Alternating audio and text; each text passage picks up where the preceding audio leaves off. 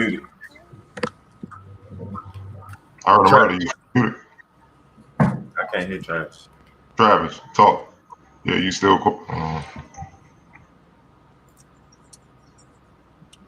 Show everyone can see.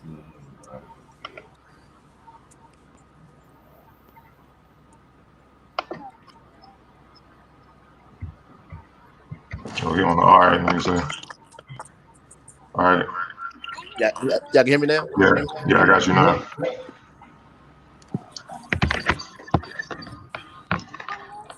All right, everybody good? Yes, sir. All right, cool. All right, we about to get started now. First off, welcome to another episode of All Around with yours truly. As you can see, we have an accomplished panel of former and current pro basketball players in this episode to give us truth on what it's really like to play overseas. Yes, Elyon Bush, Duke Cruz, Sharrod Ford, Travis Garrison, and Louis Hinnant. Welcome to the show, fellas. What's going on? Appreciate you. No problem. Hey, man. So let's jump right into it. We're gonna start with you, Bert, on this question. Then we just gonna go around. Just call people. When you all were done with college and y'all were evaluating pro, basketball opportunities, and going overseas was the best opportunity for each of you at the time. What were your expectations? And did anyone really educate you on what to expect? So coming out of college, it's pretty early. I think as far as the European game was concerned, so I didn't know much about it. But fortunately for me, I got one of my bigger brothers on the call. He was already going through the process, so I kind of knew somewhat what to expect. But obviously, everybody's got to kind of go through their own journey. But being as though he's older than me, like Sharrod Ford, I was able to kind of get some background on what to expect over there, and the type of things to bring with you, and all type of stuff. How the coaching was a little different, how the culture was just a little different. So I knew somewhat what to expect, but you never know till you actually get there. All right, on you. Yeah, I definitely agree with what he just said. I was able to talk to a few people that were currently playing overseas, but I think my biggest adjustment was learning the culture and then trying to, like he said, know what to take over there. Because if you run out of toothpaste or mouthwash or something like that, it seems something small, like when you're here in the States, and when you're over there and they don't have anything remotely close to what you're used to, it's just a different aspect. And then you're on your own over there for the most part and being away from your family. So it takes some getting used to. But like he said, once you go through it and you get that experience, you pick up for the next time. All right, Duke. I mean, for me, it was a huge culture shock for me personally, because in my head it was league or nothing. So when it was finally time to make the decision to go overseas or whatever, it was kind of I just went to get the check. And when I got over there, I realized it was a whole different culture, a whole lot of things I would need, a whole lot of things that I would need access to. And I kind of fell into a good situation, because my first year out, I was in a league with guys like DeMar Johnson and Rodney White, and they kind of took me under their wing and was able to help me out with the transition. But going over, I knew nothing. Man. Travis. Can't hear you, Travis. Can't hear you, Travis. Can you hear me? Yeah, I got you now. Oh, all right. Yeah, so my first experience was actually, I was fortunate enough to go over. I was over in Asia, and I don't know if y'all remember John Smith that played at Bowie State. He was actually one of my teammates. So, he kind of helped me out, took me on his wing. My first year out, I had a translator. So, and things were kind of a little easier in my situation, because I had a lot of help, from him and, my manager. So, but throughout the rest of my years overseas, it was different experiences. I came out in a good situation, but I also been in those bad situations too, when things ain't as sweet as others. So, like I said, it took adjustments to the culture, the lifestyle, the food and stuff, and then being away from your family. But I adjusted. Sharrod. Yeah, just like Duke said, for me, it was the league or nothing. I did the summer league route. did the D-League route and ended up getting a contract in Germany. So that was my first time going over there. In Germany, it was cool. You know, a lot of people spoke English, so it wasn't that easy. It wasn't that hard to get adjusted to. But like you said, it was definitely a culture shock. You know, it's just not like you can just go into the grocery store and pick up some Lay's potato chips like you can at home. You know, it's just everything is different. But it just took some time to get used to. But you know, we made it through. All right, got you. We're gonna kind of get into some more of the y'all don't have to get into details on this one. We're gonna start with you, E. The negotiations with your contract once you decided which team actually wanted you and you felt that was the best situation. What were negotiations like? Because I've been told some great stories and I've been told some bad stories as far as what y'all agreed upon, and then it didn't end up like that. Yeah, the negotiation gets a little tricky because when you're going through that process, to me, in some of the situations, I mean, I've had some ones where they agreed to everything, and then when you got there, it was completely different. But most of the teams that I interacted with gave me pretty much everything that I was asking for, and if they couldn't, they let me know that up front. But it's one of the ones, depending on how bad they want you, they'll go to the ends of the world to try to make sure it happens, as long as you can come in and be productive. But you can tell in that negotiation when they're saying, "Oh, well, we can't do this, we can't do that," it's probably not a good situation for you. You might as well start looking for another team, because if they're trying to get you to come and they're not willing to meet your requests or your demands, then before you even get there, once you get there, it's just going to be all downhill from there. Duke? I mean, for me, the first one coming out, I got a pretty good deal for real, based off of my resume or whatever, and how close I was actually to getting drafted at the time. But it got tricky. I went to the Ukraine. I was on I think we was EuroLeague team at the time. And it got a little tricky when payday started coming around. Like, first month, it was cool. You know what I mean? First month, cool, check on time. Second month, 5 days late. And then at the same time, you know how EuroLeague go. I'm a rookie. I'm not playing much. I'm playing 6-7 minutes a game. But the check, you know, like I said, first couple months, it was on time. Then the third month came, and it was like, we got you. Now it's time to get paid again. Yeah, we still got you. You know, we owe you for the last 2 months. And then by the third month, I called my agent. I got to get out of here. Like, I'm just over here. I'm not playing. I don't really like the Ukraine, a little weird. It's a lot of like Russian people, and they don't really speak a lot of English over there. So I got up out of there for real. After that third month, when they was trying to put me on hold and give me partial payments and all that, I just got out of there. I ain't been back to Europe since, honestly. I took my time with the Middle East. I only fool with Europe. You got one time to play with the check, and I was gone.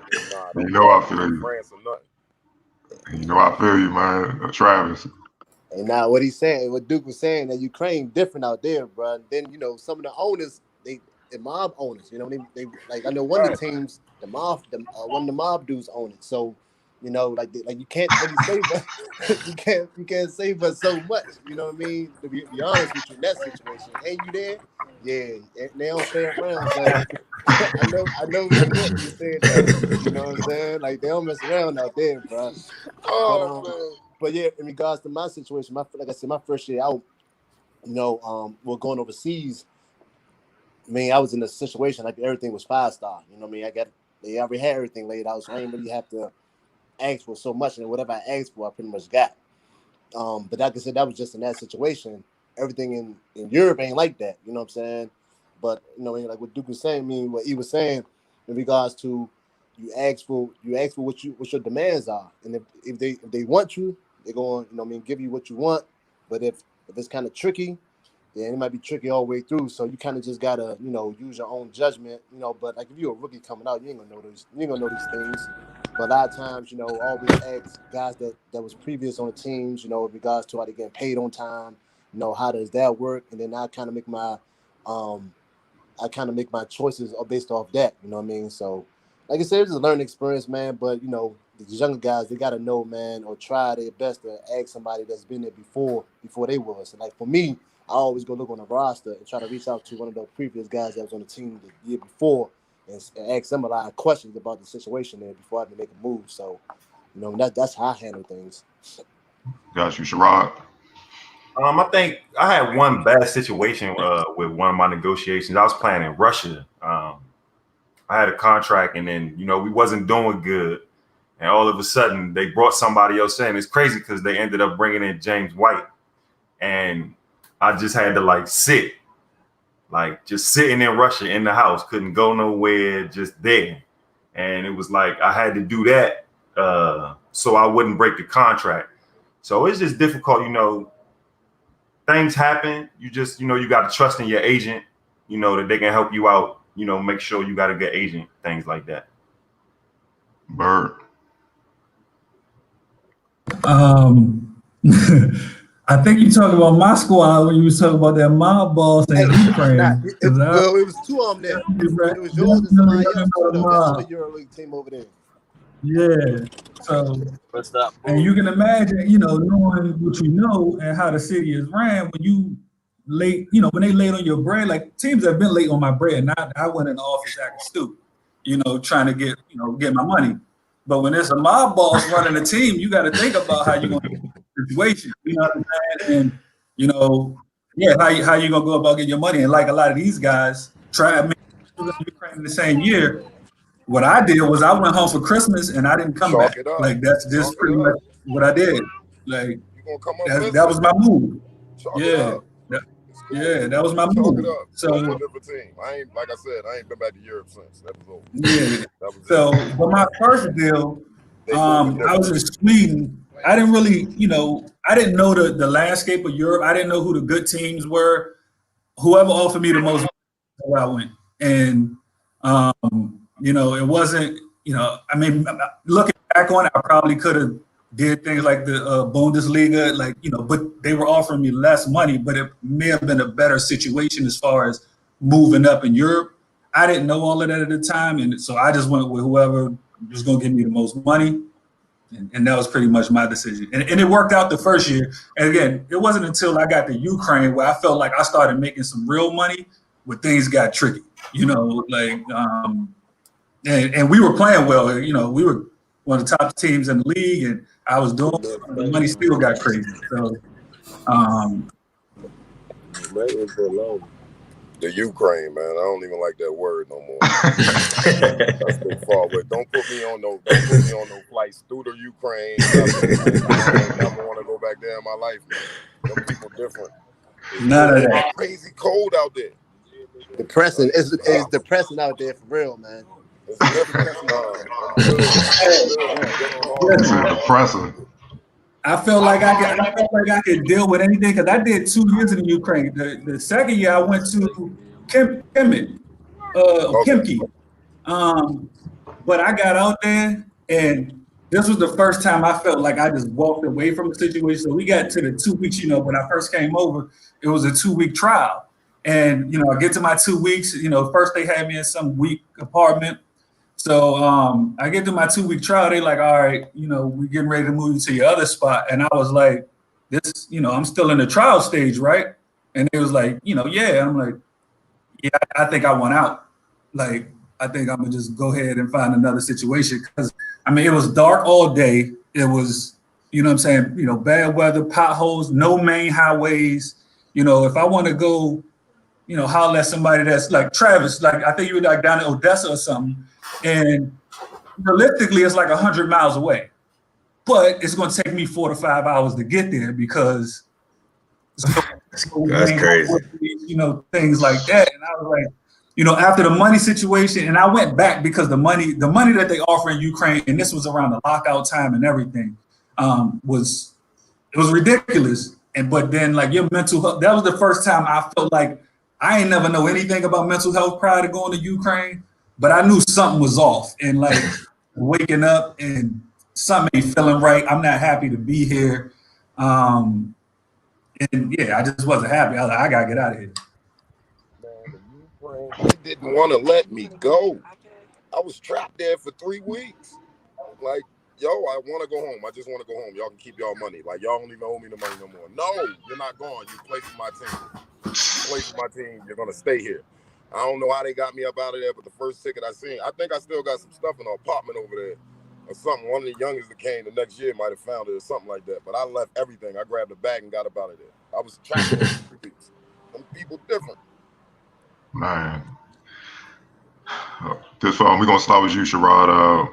You know, what did the team, rather the front office, the coach, expected y'all when you each first had discussions with them when you first landed down the gym and got to meet them in person? I mean, you know, as soon as you land, they want you to get going day one. You know, you got to be in shape. You got to be ready to go. I mean, I've been over there not in shape sometimes. You know, they get fines and stuff like that. But I mean, yeah, just pretty much just being in shape and ready to go as soon as you get there. You know. So ain't no growing pains. We'll build you in. We, you know, bring you in slowly enough, and just for American players, you gotta be ready to go off top. Like, you know, for me, every situation that I took, you know, I knew I was going to play right off the gate, even before I landed. I mean, that was a given. You know, I already knew the situation. I mean, but as far as getting there, like I said, yeah, you know, just be ready. Got you. Duke. I mean, man, all like for real, overseas as a whole, it's just tricky. Any question you ask, it's gonna be something tricky behind it. But I mean, outside of, let me see, like I said, outside of my first year, like I ain't gonna front. It's been groovy, but the one thing that you gotta know is that when you get off that plane, whatever you advertise as, be that. If not, you ain't gonna be there long. Like you had a talk with whoever, whether it be the president or the coach. They might actually come and pick you up from the airport, and they're gonna ask you what it is that you do. Of course, they're seeing your film. What it is that you do, you tell them, and when you go out there, they expect to see that. Whatever you show them on film is what they expect to see every night over there. And the minute that they don't, it could be another dude sitting right behind the bench. He gonna take your spot tomorrow. All right. Now say it, Travis. I done been that guy sitting behind the bench. Like, looking at me like, man, like, I don't want to do it, but I got to feed mine too. You feel me? Like, yeah. You gone tomorrow, brother. You know what I'm saying? You clear out that apartment. You know what I'm saying? It's business. And it's a couple times it's been guys that I done hooped against and that I know. But, you know what I mean? There ain't nothing I can do. Just don't want to be on the other end of that, man. You just got to go and handle your business. No doubt. Yeah, pretty much the same. Like a lot of times what I did was, depending on what country I was going to, like certain countries, you know, they want you to come in and get buckets right away, you know. Or some countries they just want you to come in and basically fill that role, you know. But I always ask my agent, you know, what they was expecting. You know, I talked to the manager, they contact me, I talk to them and say, you know, all right, which I want from me in regards to what to bring to the table. But yeah, definitely when you get off that plane, you gotta either you walking straight to practice, or you might have it. Like I know it's been situations I came off the plane. We had a game that night. You know what I mean? So you just gotta be prepared for whatever. To be honest, you gotta be prepared for whatever. You know what I'm saying? Just like you said, like just go in there, make sure you're in shape, and just got that mentality. Like, man, you gotta do whatever you gotta do to stay there. So, but yeah, that was the main thing, man. You stay in shape and you ready to go. You know, you shouldn't have no problems. But you know, I mean, for me, I know certain countries. Like if I'm in the Middle East or down in South America, they gonna want you to go out there and score. You know, in Asia too. You know, so you know, so just kind of know what you get into. You know, but like I said, it's hard for rookies because they don't know nothing about nothing. But you know, as you get older, you kind of engage the situation or the country you're going to, what they're looking for. So, all right, E. Definitely got to be ready as soon as you get off the plane. I know. The first time that I went down to Mexico, I was under the impression that it was just me and one other American that was going to be on the team. We got off the plane, got to practice, and there's 5 of us in there. And they like, well, we only got 2 spots. So it was like, we're going to let y'all rock for a week, and then we're going to pick who we're going to keep from there. So in my mind, I'm like, well, I mean, I'm prepared for this anyways. I'm not tripping, but I'm like, well, damn, if I came in out of shape or was a little hurt or wasn't mentally prepared to come out and start hooping from the onset, I could have been home in less than a week. And now I done told my family, my boys, oh, I got this contract signed. I'm about to be gone for a minute. And then I had to come back, look them in the face, and they were like, what happened? I lost it to the other 3 dudes that was there. So you definitely have to be prepared to come out ready to play immediately as soon as you touch down. All right, Bird. Yeah, I think that's the main thing, being ready, as soon as you get there, because every situation can be different. Like, most situations that I've had, you've been on the flight 8 to 10 hours. You're going to hop off, you're going to do your medical stuff, and you're going right to the gym. And, in those situations, you definitely want to make a good first impression because, like Duke said, they start judging you from the moment you step off that plane. What do you do? If you say, I get buggers, I hit shots. Well, guess what? In this workout today, that you're going to do today, as soon as you get off this plane, you better hit shots. They don't want to hit nothing but no jet lag. Like, I ain't got my legs right now. They don't want to hit none of that. And mind you, generally, I don't want to make a broad statement, but generally we're going to be more talented than the European players that's already there. But they've already been working out for a month, doing the tour days and all that kind of stuff. So, they want to see you come out there, keep up, doing all that kind of stuff. And then another thing Duke said is kind of knowing the team and the circumstances, because I've been the guy that's coming in. I don't even think that they told this other dude that they about to let him go. You know what I mean? This happened to me when I was in Poland one time. Guy got hurt. It was going to take him a while to come back. They brought me in. It was basically like, yeah, we're going to tell him tomorrow, like he's out. And then lo and behold, I'm on that team. I come back next year. I break my foot. Well, then guess what happened? The same thing. I broke my foot. It was going to be a while.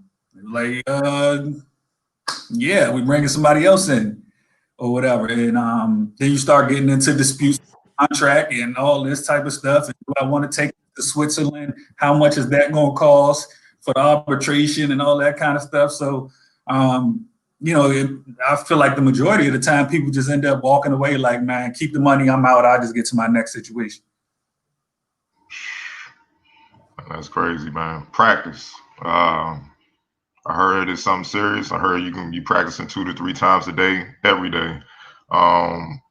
Just speaking with the grinders, because like you said, for a lot of rookies coming in out of college, I don't think they're aware, especially looking at the kids coming up through high school and AAU. They not built the same. Like I say, we were coming up. There's not as much put on them to be as tough and be as ready. So just break down what the average practice is like when you overseas. Start with you, Travis. The average practice, like I said, it depends on what country you go to. You know what I mean? Like in Ukraine, for example, when I first got there, I had a coach, but he was chill. He's from Croatia. He didn't really believe in all that long, crazy practices. And we did well with him, but ended up letting him go and bringing the Serbian coach in. And them Serbian coaches, they gonna get you a good 2.5 practices twice a day. I remember we ended up playing we played a EuroLeague team the night before. I'm talking it was a heavy game, and instead of giving us the day off, he gave us a half a day off, and we came back in and did a good 3-hour practice that day. I'm talking defensive drills, all type of crazy stuff. So, but I also been to the Middle East where we practice for a good hour and 15 minutes. We just playing pickups. So it depends what country you go to. For me, the European countries, you're gonna get 2 days, 2.5 hour practices in. Like I said, the Middle East countries, not so much, depending on what country you're in.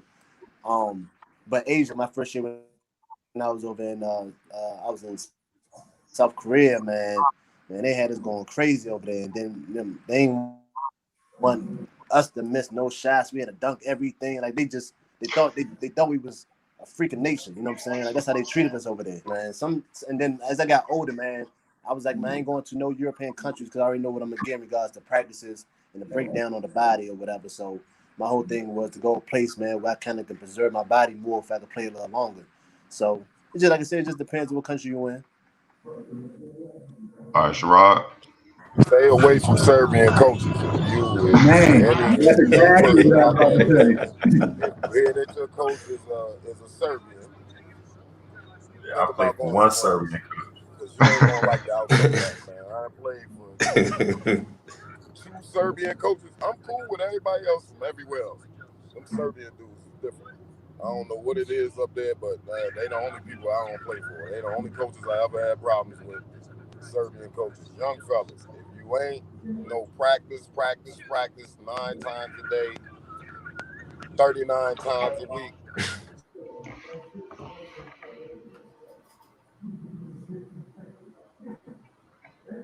Go ahead, Sharrod. Oh, no, like Travis was saying, pretty much everywhere you go, you're going to do 2 practices a day. Normally, places I went, that first practice was always like a shooting practice, always on some skill work, and then you come back, and that second practice, you really getting it in 5-on-5, 3-on-3, things like that. But I have had one place where I've been where we had a practice after a game. Like we ended up losing a game we wasn't supposed to.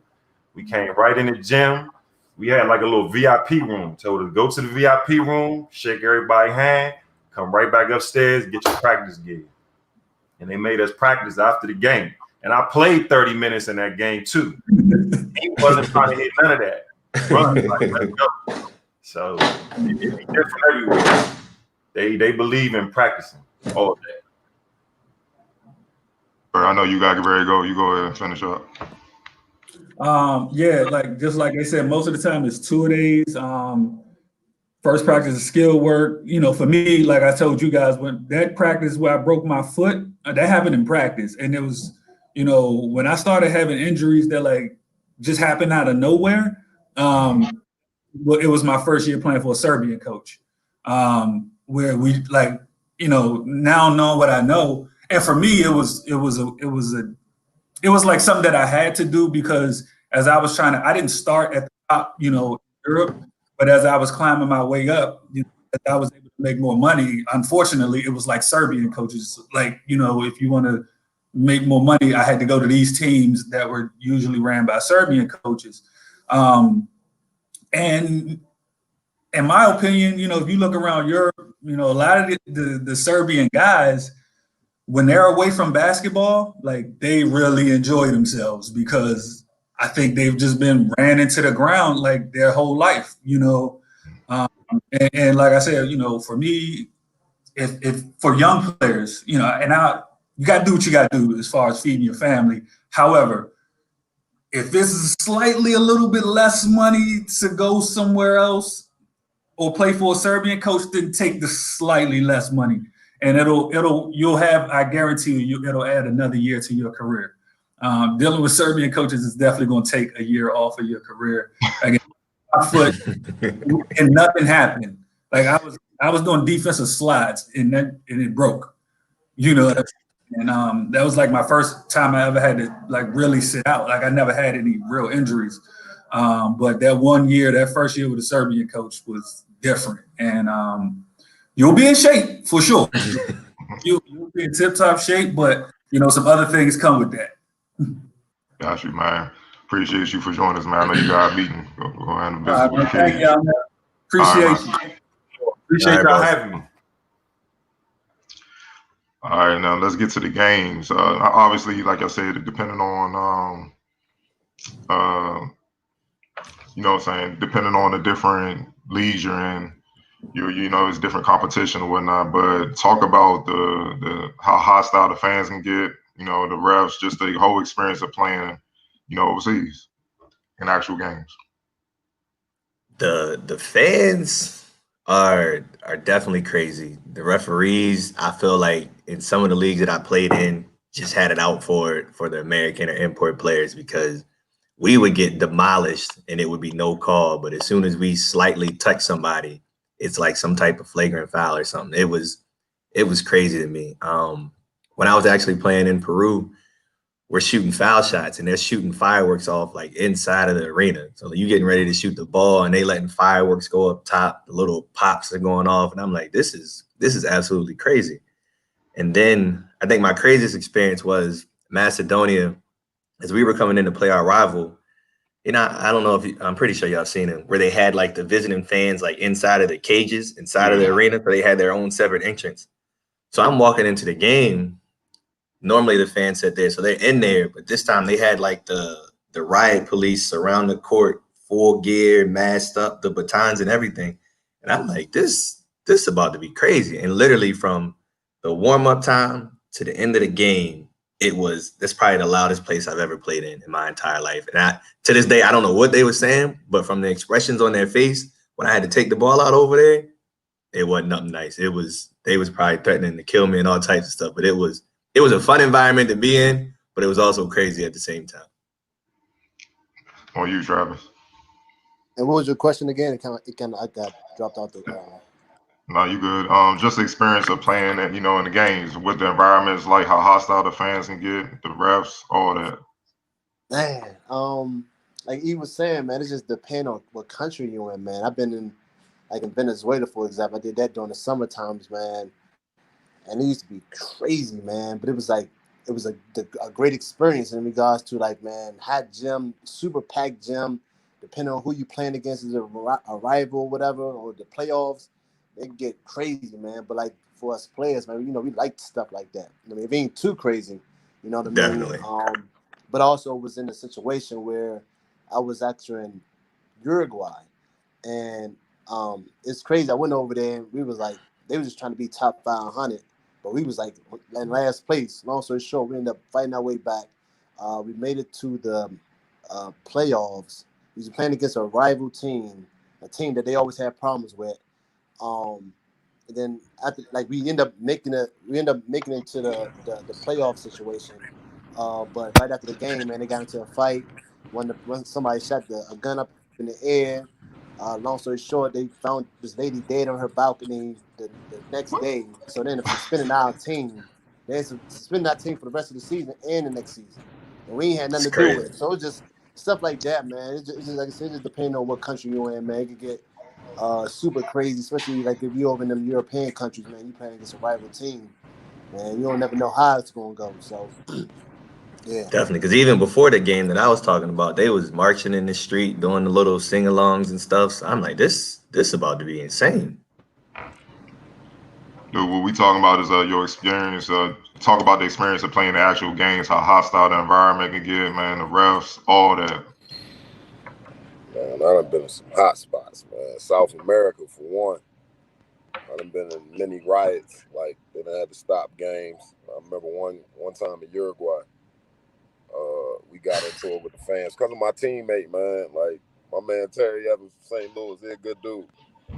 He dunked on this dude. He windmilled on the dude, actually. It was crazy. And it was an and one, like full windmill down the middle. We on the road. We up like 20. He, turned to their side of the crowd and do what he do. And they ain't like it. And the floor started to fill up. You know what I mean? It's like 4 security guards in there. So, got to start swinging for the fences and make it to the locker room type. It was one of those type deals. And I done had situations where, like, I was in Venezuela. We was about to play one of the team. I think it was Coco Drillis. R.I.P. Andre Emmett. He played for that team at the time. And they fans is wild. They found out where I lived, and I got the window open, like, the screen in there, whatever. I just see water splashing through my window. It's about 100 people outside, like, throwing water bottles at my window and stuff like that. It's South America for me is crazy. And then, like, in the Middle East, if, like, something go on during the game when they get to throwing the lighters on the floor and all that, it get wild. You know what I'm saying? Like, but just stay away from Europe because they tricky. All right? Don't like nothing about Europe, man. Stay away from Europe. I encourage everybody to go to Asia, man. Word up. I encourage everybody to go to Asia. Europe ain't it. All right, man, fellas, I ain't gonna keep you too much longer. Last question. What advice would you give to the next wave of players in college and high school with pro aspiration? Because we know there's only 450 jobs in the NBA. So most high school and college standouts, they're gonna be making that flight across the ocean. So for their pro career. So what would be your advice, man? Let's start with you, E. I would say, one, you got to make sure it's something that you really want, because I think a lot of people have this dream of playing professional basketball, whether it be the NBA or overseas, and thinking that every day is going to be like glamorous, and it's not. It's a lot of hard work, especially when you get over there as the import, because the team success in a lot of situations depends on how you play. And if you're not prepared to take that battle every night, it could be a long season for you, because when you win, it's a great team win, but when you lose, it's your fault. Like, you the reason that we lost. So you got to be able to, you got to be able to. We need new Americans. You got to be able to walk with that burden and be prepared and have enough confidence to play a way to make the team successful. But then from the off the court stuff, you got to be able to handle that culture shock as well, because a lot of guys, especially coming from inner cities and things, don't experience anything like that. Like, maybe the first time they ever left their state was when they played in college. or something like that. So now you're completely out the country. You don't speak the language. Your support system isn't over there. It's a lot of off the court stuff that you have to deal with that you don't think, like your man Bird was saying earlier, that mental health aspect of it. If you're not mentally tough enough to push through all of that and still be productive on the basketball court, it may not be for you. And everybody doesn't know that. And you really don't know that until you actually put in that fire, and you got to find a way to make it out. All right, dude. Fall in love with your grind, man. You feel me? Like, Definitely. if basketball what you want to do, you got to understand that it's going to be a whole lot of places if you don't go to the NBA. And even if you do go to the NBA, a lot of times that basketball going to be the only thing that you got. Your surroundings going to be foreign. The people around you going to be foreign. The only thing you're going to have to lean on, which is when you overseas, is a good thing. If you really about that life, the only thing you got to lean on is that ball. And that make and break a whole lot of people. Because a lot of people like to live within their comfort zone. You're not going to be comfortable 90% of the time. The only time you're comfortable is when you're on the floor. So, I mean, you fall in love with that grind and handle your business, you can make a lot of money over the water. But at the same time, you can get real frustrated and end up not accomplishing the things you want to accomplish behind not focusing on the game. All that other stuff outside of it to be there. You really just over there to grind and get what you're going to get for you and your family. If you can lock in on that, you can do it. If not, I hope you finish those 4 years. You're gonna need that degree. It's just being honest. Travis. It's pretty much everything everybody else saying in regards to you gotta love the game. You gotta love that. You gotta love the game. Because like you said, man, it's gonna be those days. It's gonna be hard to push through. Especially like if you're overseas, man, you probably missing the family back home, and you're going through other stuff, man. You're gonna you just gonna have to have that passion to play, you know what I'm saying? Because if you don't got it, you're just doing it for money purposes, it ain't gonna work out too well. You know what I'm saying? Because it's gonna be those days when you ain't gonna want to push through. But because you love the game and your passion, it's like it's just a thing that you do. But that's whether you're in the NBA or overseas. But I just give them advice, man. Just if that's something they really want to do, go hard at it. Prepare for it. Work on your game. Take advantage of every opportunity because people are always watching. Whether you're in high school, college, especially in college. I was getting contacted by pro teams during that time overseas. So they always watching and paying attention. And just being a good person, having good character. That's huge over there. Because a lot of times what they used to do, they'd contact my previous teams and ask about what kind of person was I. You know what I mean? Because you got to think about it. They bring you around their family, their team, everything. Bring you to their country basically. And they got to be responsible for you. So they just a lot of things is predicated on reputation. And you can have a bad situation in one country, and then a team that you're trying to go to hear about it, they'll go off that. And that's probably not even you, but because of some actions you probably did in your prior country, that stuff follows you, man. So I tell kids all the time, you got to make sure you keep your character intact because a lot of these teams, man, they pay you a lot of money, man. But if you can be a good player, but if you ain't got a good character, man, a lot of teams ain't gonna want to deal with you. I've seen it, So yeah. All right, no doubt, fellas. Appreciate y'all joining me. Anything else y'all want to add? Tell people what y'all up to right now so they can check y'all out. Well, right now, me and my friends, we have a basketball training facility. It's called the part that my separate entity is called Elon's Elite Training. I'm just trying to find a way to give back to the youth, give them some skill development. We do team training as well here in the Frederick area. And just trying to use the game of basketball and teach them about life and let them know how far it took me and hopefully get a couple of them to be able to experience that if that's what their dream is. And just telling them about my experiences, kind of using that as a roadmap to do the things that I did good, try to emulate those, and the stuff that I did wrong, I try to let them know that so they don't make the same mistakes that I did. So they got a chance of going a little bit further than I did. And then hopefully they pass it down to the next generation as well. Gotcha. Travis? Yeah, pretty much doing the same thing. I got a company called Think First, Make the Right Choice. And it's pretty much, I'm focusing on young kids, teens, young adults, a lot of athletes, student athletes, helping them make better choices, not just on the playing field, but also off as well. Because like I said, a lot of stuff that bad choices you can end up making off the field, off the court, can affect you on the court. So I just try to give them a better understanding of that. Sharing a lot, like he was saying, sharing a lot of my experiences with them, whether it's good or bad.